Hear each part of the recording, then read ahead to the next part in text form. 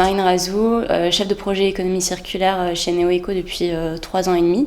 Donc à la fois chef de projet, également donc leader d'écosystème.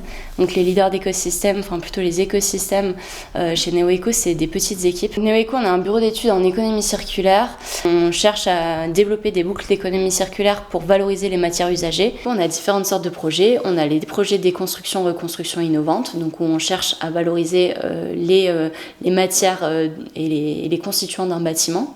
On a les projets écoproduits où on cherche à créer des alternatives aux matériaux classiques en intégrant des matières usagées, en les remplaçant donc aux ressources naturelles. On a également donc les projets macro. C'est des études territoriales qui ont pour objectif de guider les acteurs d'un territoire à la mise en place d'une stratégie économie circulaire et ensuite de la rendre opérationnelle. Moi, je sais que je veux travailler dans l'économie circulaire depuis toujours.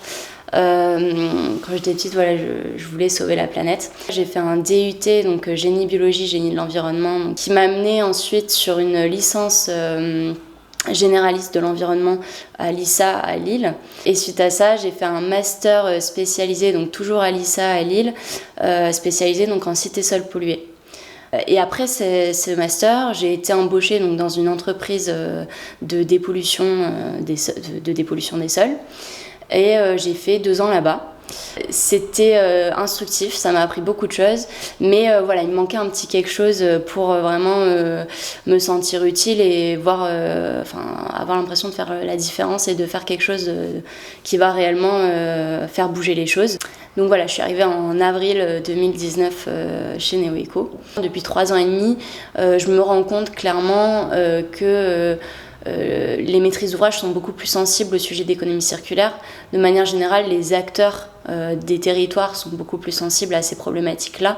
Et il y a vraiment une volonté d'intégrer ce sujet-là dans les projets, à la fois donc, d'aménagement et à l'échelle de bâtiments. Les enjeux de l'économie circulaire aujourd'hui, ils sont multiples. C'est d'intégrer finalement donc, l'économie circulaire de manière opérationnelle donc, à l'ensemble des projets, que ce soit donc, la déconstruction ou bien à échelle donc, territoriale.